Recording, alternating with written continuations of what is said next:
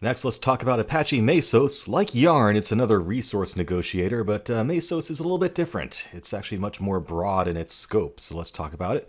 We're going a little bit on a tangent here because Mesos isn't directly associated with Hadoop, but it's something you might hear about, so I want you to make sure you understand what Mesos is and how it differs from Apache Yarn.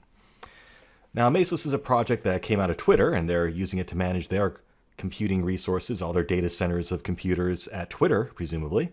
And it is a system that manages resources across your entire data center or data centers. So it takes your entire pool of hardware and distributes work amongst it. So very similar in spirit to what Yarn does, but the big difference is that Yarn is restricted to Hadoop tasks, things that are running like MapReduce or Spark, or things that are coded against Yarn that need to have data locality to the underlying HDFS file system, whereas Mesos is much more general in scope.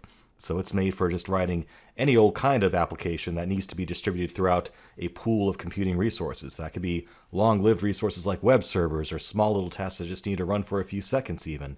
So it's really more of a general purpose system than Yarn is. Mesos is intended to manage the computing resources across your entire data center as opposed to just your Hadoop applications, okay? So it's for more than big data, it's for doing everything. So like I said, we're going a little bit off the reservation here. Mesos isn't technically part of the Hadoop ecosystem, but there are components of the Hadoop ecosystem that we're going to talk about that can operate on top of Mesos instead of Yarn. The two noteworthy ones being Apache Spark. Spark was actually originally written for Mesos and not Yarn. So, Spark does have good support for Mesos if you have a Mesos cluster already running. And Apache Storm, something we'll talk about in the next couple of sections, that also can run on top of Mesos instead of Yarn. That's something that we use for processing streaming data in real time. Now, you don't have to choose between one or the other necessarily. You can actually integrate Hadoop Yarn with Mesos using a package called Myriad. So by using Myriad, you can have Yarn actually talk to Mesos to get its resources and then kind of have the two interoperate. And that way you can actually intermix your Hadoop computing resources amongst all the other stuff on your computing resources in your data center. You don't need to partition things necessarily.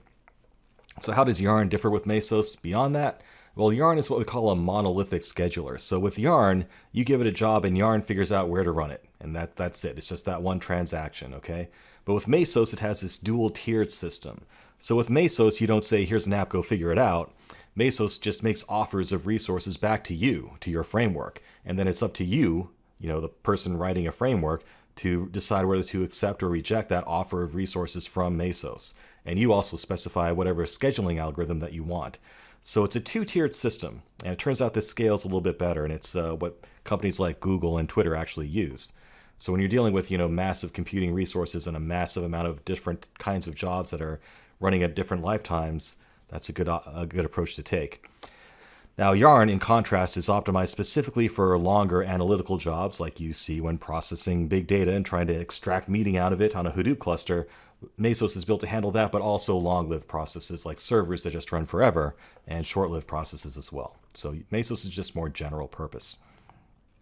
So how does this all fit into what you're actually building? Well, if you're looking for an architecture that you can code all of your applications against and not just Hadoop stuff, but everything else, Mesos might be worth looking at. If you're at a really large organization that has a lot of distributed applications that you need to run, and some of them are analytical in nature, and like you would do with Hadoop, and some are not, Mesos might be worth looking at.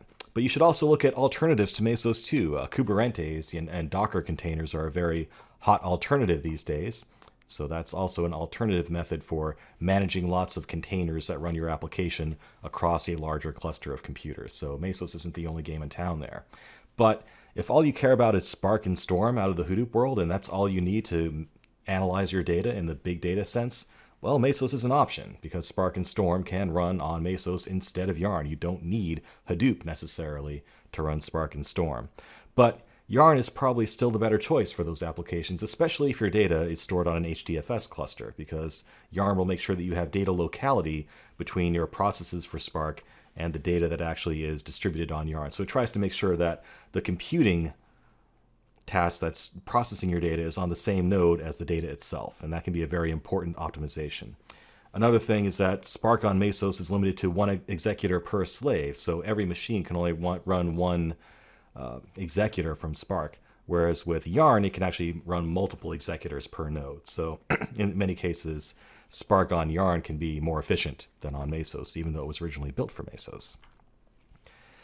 Now, again, there's an option of having them run together. There's the Myriad system that we talked about before that has Yarn actually talk to Mesos to get its resources. So that can help you actually avoid this sort of a situation where you have a silo data center, where you just carve off a certain set of computers to be part of your Yarn Hadoop cluster, and everything else is managed by Mesos or something else, or nothing at all even. And that just runs all your web servers and everything else that you need to do within your organization. So, that's a perfectly viable architecture, by the way. There's nothing wrong with it. The only issue here is that if you're underutilizing your Hadoop cluster, all those extra resources are going to waste, right? When they could potentially be used by the things that are being managed by Mesos. So if you do have Mesos in your organization already, it is worth considering tying together Yarn and Mesos together using Myriad. And that way you can make sure that you're making the best use of the computer resources that you have, and you're not leaving spare capacity from Hadoop go unused necessarily. So that can actually save you some money.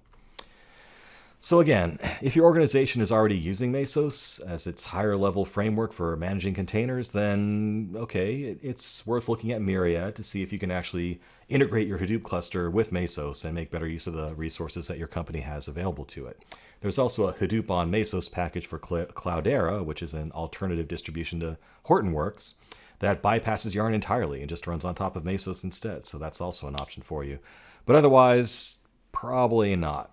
If you're just going to be spinning up a Hadoop cluster and you want to have those resources dedicated to Hadoop and you're not using Mesos, just have a Hadoop cluster siloed off on the side. And using Yarn is probably going to give you the best performance and also the most flexibility in the sorts of applications that you can run within the Hadoop ecosystem. And there you have it, an overview of Mesos. There's nothing to really show you or practice with here because it's really another piece of infrastructure that we talk about, but I just want you to understand the term and what Mesos is all about. So with that, we can move on to our next topic.